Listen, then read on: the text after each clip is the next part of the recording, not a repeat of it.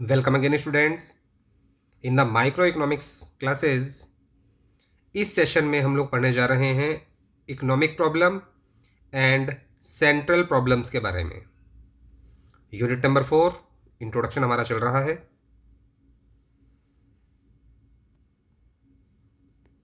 सबसे पहले पढ़ेंगे economising of resources and economic problem के बारे में। इकोनॉमाइजिंग ऑफ रिसोर्सेज यानी कि संसाधनों का हमें बचत पूर्ण प्रयोग करना चाहिए, अर्थात उनको हमें वेस्ट नहीं करना चाहिए, क्योंकि रिसोर्सेज दुर्लभ होते हैं, स्केर्स होते हैं। Economising of resources it means making best use of available resources. अर्थव्यवस्था में हमारे पास जितने भी संसाधन हैं, हमें उनका बेहतर प्रयोग करना है। It implies optimum utilisation of existing resources, यानी कि जितने भी रिसोर्सेज हमारी इकोनॉमी में अवेलेबल हैं, हमें उनका ऑप्टिमम यूटिलाइजेशन का मतलब बेहतरीन से बेहतरीन प्रयोग करना है, उनको वेस्ट नहीं करना है। The need for economising of resources arises because they are scarce. हमें रिसोर्सेज का बचतपूर्ण प्रयोग क्यों करना चाहिए? क्योंकि रिसोर्सेज दुर्लभ हैं, यानी कि डिमांड के कंपैरिजन में सप्लाई काफ़ी कम है रिसोर्सेज की। डिमांड है ज़्यादा और सप्लाई है कम, जिसकी वजह से हमें रिसोर्सेज को वेस्ट बिल्कुल नहीं करना चाहिए, चाहे वो कोई सा भी संसाधन क्यों ना हो, चाहे वो रिन्यूएबल रिसोर्सेज हों या नॉन रिन्यूएबल हों, कोई भी हो। नेक्स्ट, इकोनॉमिक प्रॉब्लम, आर्थिक समस्या। It means the problem of making choices among alternative use of resources since resources are scarce in relation to unlimited wants। आर्थिक समस्या का मतलब है चुनाव की समस्या। जैसे मैंने पहले भी आपको बताया था पिछले वीडियो में, हमारे पास पैसा भले ही कितना भी हो, लेकिन चुनाव तो हमें करना पड़ेगा कि लैपटॉप कौन सा खरीदना चाहिए। अगर बहुत ज़्यादा पैसा है हमारे पास तो भी चुनाव करना पड़ेगा। जहाज कौन सा खरीदना चाहिए, हेलीकॉप्टर कौन सा खरीदना चाहिए। अगर बहुत ज़्यादा पैसा है हमारे पास, उससे भी बहुत ज़्यादा है, तो भी चुनाव करना पड़ेगा कि हमें द्वीप कौन सा खरीदना चाहिए। गरीब आदमी भी चुनाव करता है, अमीर हो वो भी चुनाव करती है, सरकार को भी चुनाव करना पड़ता है। सरकार के पास बहुत पैसा है, लाखों करोड़ों अरबों खरबों, लेकिन फिर भी सरकार को डिसाइड करना पड़ता है कि कितने लाख करोड़ पैसा खर्च किया जाए हाईवेज पर, कितने लाख करोड़ खर्च किया जाए शिक्षा पर।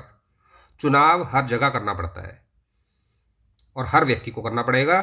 इससे कोई फर्क नहीं पड़ता कि उसके पास पैसा कितना हो, क्योंकि पैसा आपके पास जितना भी हो, आपकी वांट्स के कंपैरिजन में हमेशा वो कमी रहेगा। आपको ऐसा लगेगा यार और पैसा होना चाहिए, क्योंकि जो पैसा हमारे पास है इससे काम चल नहीं रहा, दिक्कतें आ रही हैं।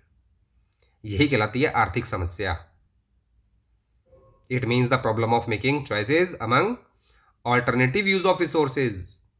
रिसोर्सेज का ऑल्टरनेटिव यूज भी तो है, यानी कि हम लोग रिसोर्सेज को अलग अलग तरीके से अलग अलग जगहों पर इस्तेमाल कर सकते हैं। अगर मेरे पास 1 लाख रुपया है, तो उस 1 लाख रुपये को मैं कहाँ कहाँ खर्च कर सकता हूँ, उसके लिए मेरे पास बहुत सारे ऑल्टरनेटिव्स हैं, और इसलिए तो प्रॉब्लम होती है। अगर ऑल्टरनेटिव्स ना होते तो हमें चुनाव ही नहीं करना पड़ता, और रिसोर्सेज जो हैं वो दुर्लभ हैं। हमारी वांट्स हैं अनलिमिटेड और रिसोर्सेज हमारे पास होते हैं लिमिटेड, इसलिए हमें चुनाव करना पड़ता है, और यही कहलाती है आर्थिक समस्या, यानी कि economic problem. How does an economic problem arise? Economic problem पैदा होती कैसे है? Point number 1, human wants are unlimited. हमारी जो चाहत है, हमारी जो इच्छाएं हैं गुड्स को खरीदने की, वो कभी खत्म ही नहीं होती। शॉपिंग कितनी भी कर लो, कुछ दिनों बाद फिर लगता है यार और कपड़े होने चाहिए हमारे पास, और जूते होने चाहिए, नया लैपटॉप होना चाहिए, ये तो पुराना हो गया। ये मोबाइल तो 4G वाला है, हमारे पास तो 5G वाला होना चाहिए, 6G वाला होना चाहिए, 7G वाला आ जाए तो बात ही अलग है। लेकिन फ़ायदा तब है ना जब नेटवर्क 5G वाला हो, 7G वाला हो। वॉन्ट्स अनलिमिटेड हैं, कभी ख़त्म ही नहीं होते। Multiplication of human wants is the basic fact of life. ये हमारी ज़िंदगी का एक कड़वा सच है कि ज़रूरतें जो हैं वो लगातार बढ़ती जाती हैं, कई गुना होती जाती हैं।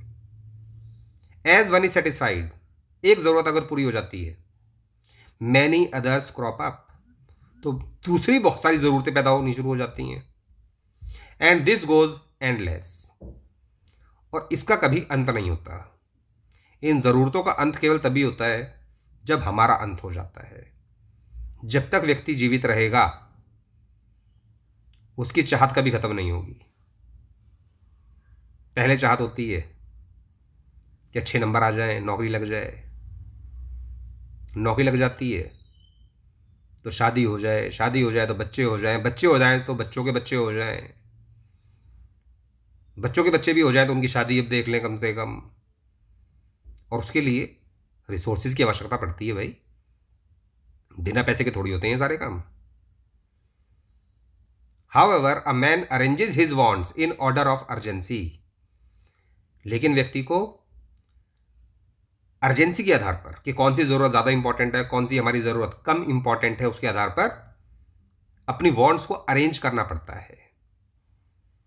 जो चीज़ बहुत ज़्यादा ज़रूरी है उसको पहले खरीदेंगे, जो चीज़ कम ज़रूरी है उसको बाद के लिए टाल देंगे। इसी प्रकार से इंसान चुनाव करता है। पॉइंट नंबर 2, मीन्स का मतलब resources to satisfy wants are limited, लेकिन रिसोर्सेज हमारे पास जो हैं वो लिमिटेड हैं। Resources are limited as against the wants, यानी अगर वांट्स के साथ तुलना की जाए रिसोर्सेज की तो रिसोर्सेज लिमिटेड दिखाई देते हैं, अर्थात दिखाई देता है कि रिसोर्सेज की कमी है हमारे पास, और वांट्स तो होते हैं unlimited. Scarcity of resources is the root cause of economic problem. आर्थिक समस्या की जड़ ही यही है कि रिसोर्सेज जो हैं वो दुर्लभ हैं, उनकी कमी है। और तीसरा पॉइंट, मीन्स यानी resources have alternative uses. Resources का ऑल्टरनेटिव यूज भी है। अगर हमारे पास पैसा है बहुत सारा तो उसको हम लोग अलग अलग जगहों पर अलग अलग तरीके से खर्च कर सकते हैं। Resources have alternative uses and when a resource is used for one purpose it can not be made use for other purposes.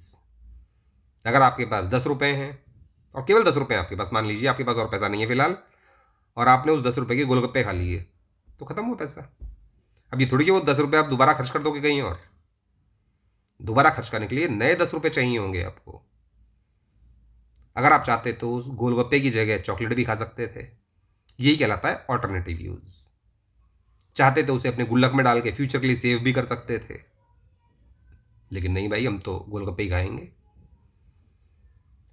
तो रिसोर्सेज का ऑल्टरनेटिव यूज जो है ये भी एक आर्थिक समस्या की एक जड़ है। अगर ऑल्टरनेटिव यूज ना होते रिसोर्सेज के तो फिर आर्थिक समस्याएं पैदा भी नहीं होती, क्योंकि हमें चुनाव ही नहीं करना पड़ता। Next, central problems of an economy. अर्थव्यवस्था की केंद्रीय समस्याएं क्या हैं? Every economy has to face scarcity of resources. अर्थव्यवस्था चाहे कोई भी हो, चाहे बहुत ज़्यादा गरीब देश हो या डेवलपिंग कंट्री हो या डेवलप्ड नेशन हो, हर एक अर्थव्यवस्था में रिसोर्सेज की कमी पाई जाती है। And it is the scarcity of resources that gives rise to the problem of choice. और यही जो रिसोर्सेज की दुर्लभता है, रिसोर्सेज की जो कमी है, इसी वजह से हमें चॉइस करनी पड़ती है, और यही कहलाती है सेंट्रल प्रॉब्लम। तो कहने का मतलब यहां पर यह हुआ कि जो इकोनॉमिक प्रॉब्लम है वो किसी एक देश की समस्या नहीं है। इकोनॉमिक प्रॉब्लम्स जो हैं वो हर एक अर्थव्यवस्था में पाई जाती हैं, इसलिए इन्हें कहा जाता है central problems of the economy. Since the scarce resources of an economy have alternative uses, क्योंकि रिसोर्सेज का ऑल्टरनेटिव यूज होता है. Every economy has to decide on how much of each of the resources to use in the production of different goods and services. इसीलिए हमें decide करना पड़ता है कि जो हमारे पास रिसोर्सेज हैं उनसे कौन कौन से गुड्स एंड सर्विसेज हमें प्रोड्यूस करने चाहिए. जैसे कि फॉर एग्जांपल मेरे पास एक ज़मीन है मान लीजिए, तो ज़मीन पर या तो मैं फैक्ट्री लगा सकता हूँ. अब फैक्ट्री लगाने के बाद भी बहुत सारे ऑप्शन है मेरे पास कि मैं कौन सी वस्तु का वहाँ पर प्रोडक्शन करूँ, या फिर हो सकता है मैं खेती कर लूँ. फैक्ट्री लगाने की बजाय एक किसान के तौर पर मैं खेती करना शुरू कर दूँ. अब वहाँ पर भी ऑप्शन आ जाएंगे बहुत सारे, मैं गेहूँ पैदा करूँ, कि चावल पैदा करूँ, कि गन्ना पैदा करूँ, कि मूंगफली पैदा करूँ. बहुत सारे ऑप्शन हैं. This is called the problem of allocation of resources. जब हम लोग ये डिसाइड करते हैं कि यार कौन सा रिसोर्स कहाँ पर इस्तेमाल किया जाए, कैसे इस्तेमाल किया जाए, तो इसी को बोलते हैं प्रॉब्लम ऑफ एलोकेशन. इसी बात को पढ़ेंगे अगले पेज पर डिटेल में. सेंट्रल प्रॉब्लम्स बहुत प्रकार की होती हैं. आपके कोर्स के अनुसार आपको डिटेल में केवल यही पढ़ना है, the problem of allocation of resources. An economy has to allocate his scarce resources in such a way that serves best the need of the society. हर एक अर्थव्यवस्था में रिसोर्सेज का इस प्रकार से प्रयोग किया जाता है कि समाज की अधिक से अधिक ज़रूरतें पूरी हो जानी चाहिए. This problem can be further classified as follows. इस समस्या को 3 हिस्सों में डिवाइड किया जा सकता है. क्या पैदा करें, कैसे पैदा करें और किसके लिए पैदा करें.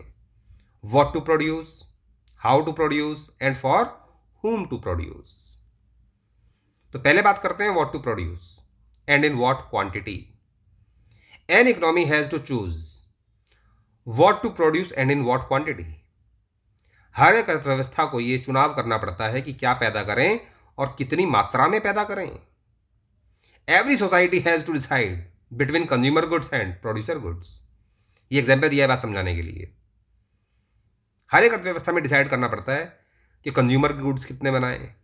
कंज्यूमर गुड्स वो जो आप लोग घर में इस्तेमाल करते हो, या प्रोड्यूसर गुड्स देश में कितने बनाने चाहिए. प्रोड्यूसर गुड्स वो जिनका इस्तेमाल एक प्रोड्यूसर करता है अपने बिजनेस के अंदर, जैसे machinery, tools, equipments.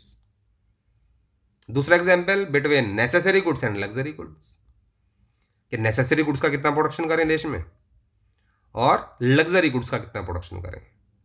Necessary goods का एग्जाम्पल ले सकते हैं आप बुक्स, व्हीट, फूड आइटम्स जितने भी हैं अधिकतर. और लग्जरी गुड्स में आप एग्जाम्पल ले सकते हैं एसी या महंगी महंगी कार जो आती हैं, वो लग्जरी गुड्स हो गए. This problem arises due to scarcity of resources. ये समस्या पैदा क्यों हो रही है? क्योंकि रिसोर्सेज की कमी है, रिसोर्सेज दुर्लभ हैं. अगर संसाधन दुर्लभ ना होते तो फिर तो हर चीज़ बनाओ, क्या डिसाइड करना कि क्या बनाए. अगर रिसोर्सेज की आपके पास कमी नहीं है फिर तो हर चीज़ खरीद लो. लेकिन क्योंकि रिसोर्सेज हमारे पास लिमिटेड हैं, इसलिए इकोनॉमी में हमें डिसाइड करना पड़ता है what to produce and in what quantity. Next point is how to produce. This problem concern with technique of production. इस समस्या का जो संबंध है वो प्रोडक्शन की टेक्निक से है. That is capital intensive technique और labour intensive technique. Capital intensive technique का मतलब वो टेक्निक जिसमें कैपिटल यानी पूंजी का इस्तेमाल ज़्यादा होगा और लेबर का इस्तेमाल कम होगा. और लेबर इंटेंसिव टेक्निक का मतलब है इसका उल्टा, यानी वो टेक्निक जिसमें पूंजी यानी कैपिटल कम लगाई जाएगी लेकिन लेबर का इस्तेमाल ज़्यादा होगा. The guiding principle in such cases is to adopt those techniques combined which cause least possible cost to produce per unit of commodity. तो यहां पर मार्गदर्शक सिद्धांत जो है वो ये है कि टेक्निक दोनों ही अच्छी हैं, लेबर इंटेंसिव भी और कैपिटल इंटेंसिव भी, या आप इनका मिक्सचर भी अपना सकते हो. कि किसी जगह आपने कैपिटल इंटेंसिव टेक्निक अपना ली और किसी जगह पर लेबर इंटेंसिव टेक्निक अपना ली। लेकिन मार्गदर्शक सिद्धांत क्या है, वो ये कि पर यूनिट कॉस्ट जो है वो कम से कम होनी चाहिए, यानी लागत कम आए, खर्चा कम आए। इस बात को ध्यान रखना है। खर्चा कम क्यों आए? क्योंकि रिसोर्सेज लिमिटेड हैं, हमें रिसोर्सेज वेस्ट नहीं करने हैं। अगर रिसोर्सेज वेस्ट करोगे तो कॉस्ट आ जाएगी बहुत ज़्यादा, और कॉस्ट ज़्यादा आने का मतलब बिजनेस का घाटा। अगर बिजनेस नहीं है, घर है, तो घर का भी घाटा ही है अगर रिसोर्सेज ज़्यादा वेस्ट हो रहे हैं तो। This problem arises due to scarcity of resources. ये समस्या भी इसलिए पैदा होती है क्योंकि रिसोर्सेज दुर्लभ है। अगर रिसोर्सेज दुर्लभ ना होते तो हमें ये डिसाइड ही नहीं करना पड़ता हाउ टू प्रोड्यूस। फिर तो करते रहो रिसोर्सेज वेस्ट जितने करने हैं, चाहे कैपिटल इंटेंसिव टेक्निक यूज करो या लेबर इंटेंसिव, प्रोडक्शन होना चाहिए, दैट्स ऑल। लेकिन फिलहाल ऐसा नहीं है, रिसोर्सेज लिमिटेड है, इसलिए हमें डिसाइड करना पड़ता है कि कौन सी टेक्निक का इस्तेमाल किया जाए ताकि हमारा अधिक से अधिक फायदा हो। यानी कि पर यूनिट कॉस्ट कम से कम आनी चाहिए, लागत हो कम, यानी कि इनपुट लगाएंगे कम और आउटपुट मिले हमें अधिक से अधिक। इसी बात को एग्जाम्पल के द्वारा नीचे बताया गया है। कैपिटल इंटेंसिव टेक्निक, जिसमें एग्जाम्पल लिया गया है पावर लूम का। पावर लूम का मतलब मशीन से बना कपड़ा। और लेबर इंटेंसिव टेक्निक में एग्जाम्पल लिया गया है हैंडलूम, यानी कि हाथ से बना हुआ कपड़ा। अगर बात करें कैपिटल इंटेंसिव टेक्निक की, तो यहाँ पर कैपिटल आप देख रहे हैं 10 यूनिट्स लग रही हैं और लेबर की केवल 2 यूनिट्स, यानी कि लेबर कम है और कैपिटल ज़्यादा है। और लेबर इंटेंसिव टेक्निक में इसका उल्टा है, यहाँ पर कैपिटल की केवल 2 यूनिट हैं और लेबर की 10 यूनिट्स हैं। तो अगर लेबर का यूज ज़्यादा होगा तो फिर वो कहलाएगी labour intensive technique. And next is the problem of allocation is for whom to produce, किसके लिए पैदा किया जाए। This problem concerns with the distribution of income. इस समस्या का संबंध डिस्ट्रीब्यूशन ऑफ इनकम से है और ये बात मोस्ट इंपॉर्टेंट है। Once goods and services have been produced in an economy, जब एक अर्थव्यवस्था में गुड्स का प्रोडक्शन हो जाता है, a decision has to be taken as to the distribution of income and product among factors of production. तो हमें डिसाइड करना पड़ता है कि जो इनकम पैदा हुई है उसे फैक्टर्स ऑफ प्रोडक्शन के बीच डिस्ट्रीब्यूट कैसे किया जाए। डिस्ट्रीब्यूशन ऑफ इनकम का मतलब क्या है डिटेल में, ये बात हम लोग पढ़ेंगे अगले पेज पर। डिस्ट्रीब्यूशन ऑफ इनकम को समझिए डिटेल में। एक तरफ है फर्म सेक्टर, एक तरफ है house hold sector. Firm sector यानी कि जहां पर प्रोडक्शन होगा, इसे प्रोड्यूसिंग सेक्टर भी कहा जाता है, और हाउस होल्ड सेक्टर यहां पर होता है गुड्स का कंजम्पशन। समझने वाली बात यह है कि फर्म के पास जितने भी रिसोर्सेज हैं, यानी कि फैक्टर्स ऑफ प्रोडक्शन, ये सब फैक्टर्स ऑफ प्रोडक्शन पहुंचते हैं हाउस होल्ड सेक्टर से। उत्पादन के साधन 4 होते हैं, land, labour, capital and enterprise. ये चारों के चारों factors of production house hold प्रदान करता है फर्म को, तभी तो फर्म गुड्स का प्रोडक्शन कर पाती है। और जब प्रोडक्शन होगा तो इनकम जनरेट होगी, पैसा कमाएगी फर्म, और यही पैसा फिर वापस बांट दिया जाता है हाउस होल्ड्स के बीच। और ये पैसा बांटा जाता है तो उसे बोलते हैं फैक्टर पेमेंट। लैंड को मिलता है रेंट, लेबर को मिलती हैं वेजेस, कैपिटल को मिल जाता है इंटरेस्ट, और एंटरप्राइज को मिलता है प्रॉफिट। तो 4 हैं फैक्टर्स ऑफ प्रोडक्शन, और उन चारों फैक्टर्स ऑफ प्रोडक्शन की सर्विसेज के बदले में उनको की जाती हैं फैक्टर पेमेंट्स, और यही कहलाता है डिस्ट्रीब्यूशन ऑफ इनकम। लेकिन जब ये इनकम डिस्ट्रीब्यूट की जाती है तो ऐसा देखा जाता है कि इसका इक्विटेबल डिस्ट्रीब्यूशन नहीं हो रहा है। अधिकतर किसी भी देश में नहीं होता। किसी के पास पैसा बहुत ज़्यादा पहुंच जाता है जिसकी वजह से वो अमीर हो जाता है, और किसी के पास पैसा रह जाता है कम जिसकी वजह से वो गरीब रह जाता है। तो फॉर whom टू प्रोड्यूस में यही डिसाइड हमें करना पड़ता है कि इनकम का डिस्ट्रीब्यूशन कैसे किया जाए, अर्थात जो इनकम पैदा हो रही है प्रोडक्शन करने से उसे डिस्ट्रीब्यूट कैसे करें, और जो गुड्स पैदा हुए हैं उन्हें डिस्ट्रीब्यूट कैसे करें। गुड्स का डिस्ट्रीब्यूशन भी इनकम के आधार पर ही होगा। जिसको आप इनकम ज़्यादा दे रहे हो वो ज़्यादा गुड्स एंड सर्विसेज खरीदेगा इकोनॉमी में, जिसे आप कम इनकम दे रहे हो वो गुड्स एंड सर्विसेज कम खरीद पाएगा। Next, solution of central problems in different types of economies. अलग अलग प्रकार की अर्थव्यवस्थाओं में केंद्रीय समस्याओं को सुलझाया कैसे जाता है। Market economy. मार्केट इकोनॉमी में पहले तो इस बात को समझ लीजिए कि जो मेन प्रॉब्लम है माइक्रो इकोनॉमिक्स की वो है प्राइस डिटर्मिनेशन, जो आपको प्रीवियस वीडियो में समझाया गया था, यानी कि कीमत का निर्धारण।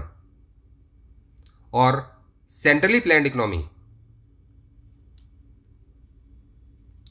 मार्केट इकोनॉमी और मिक्स्ड इकोनॉमी, इन तीनों में ही कीमत का निर्धारण अलग अलग तरीके से किया जाता है। तो पहले हम लोग पढ़ने जा रहे हैं मार्केट इकोनॉमी के बारे में, कि मार्केट इकोनॉमी में जिसमें प्राइवेट सेक्टर कंट्रोल करता है, private sector takes decisions through price mechanism. Price mechanism का मतलब मार्केट फोर्सेस, यानी कि डिमांड और सप्लाई के द्वारा पता लगाया जाएगा कि कीमत क्या होनी चाहिए। और यहाँ पर हमेशा प्रॉफिट को अधिकतम करने के लिए कीमत डिसाइड की जाती है प्राइवेट सेक्टर के द्वारा। प्राइवेट सेक्टर कीमत इस प्रकार से डिसाइड करता है वस्तु की कि उससे उसको अधिकतम प्रॉफिट होना चाहिए। लेकिन यहाँ पर डिमांड और सप्लाई देखी जाएगी। मार्केट में डिमांड क्या है और सप्लाई क्या है। अगर दिखाई दे रहा है बिजनेसमैन को डिमांड मार्केट में बहुत ज़्यादा है, वो कीमत ज़्यादा तय करेगा। और अगर दिखाई दे रहा है कि मार्केट में डिमांड कम है तो वो कीमत को घटा देगा, क्योंकि अगर मार्केट में डिमांड कम है तो कम कीमत पर ही आइटम को बेचा जा सकता है। लेकिन अगर मार्केट में डिमांड बहुत ज़्यादा है तो बिजनेसमैन उसका फ़ायदा उठाता है और अधिक से अधिक प्रॉफिट कमाने के लिए कीमत को ज़्यादा रखता है। सेंट्रली प्लान्ड इकोनॉमी में कीमत का निर्धारण कैसे होता है? यहाँ पर गवर्नमेंट करती है कीमत का निर्धारण। Central government takes decisions with a view to maximising social welfare. यहाँ पर कीमत गवर्नमेंट डिसाइड करती है, डिसीजन गवर्नमेंट लेगी, क्योंकि यहाँ पर गवर्नमेंट का उद्देश्य प्रॉफिट कमाना नहीं है बल्कि सामाजिक कल्याण करना है। और मिक्स्ड इकोनॉमी में दोनों मिलकर डिसीजन लेंगे। Private sector and public sector takes decisions that are taken on the basis of market forces, यानी कि demand and supply, as well as on the basis of social consideration, यानी कि सामाजिक न्याय को भी ध्यान में रखना पड़ता है, सामाजिक कल्याण को। तो मिक्स्ड इकोनॉमी में दोनों चीज़ होंगी, डिमांड सप्लाई भी देखी जाएगी कीमत निर्धारित करते वक्त, और साथ साथ सामाजिक कल्याण भी देखा जाएगा। And that's all for this session. जितना भी पढ़ाया गया है उसको बार बार देखिए, वीडियोज़ को बार बार देखने से आपको उनको रटना नहीं पड़ेगा, और कोशिश कीजिए लिख लिख कर याद करने की। Thank you.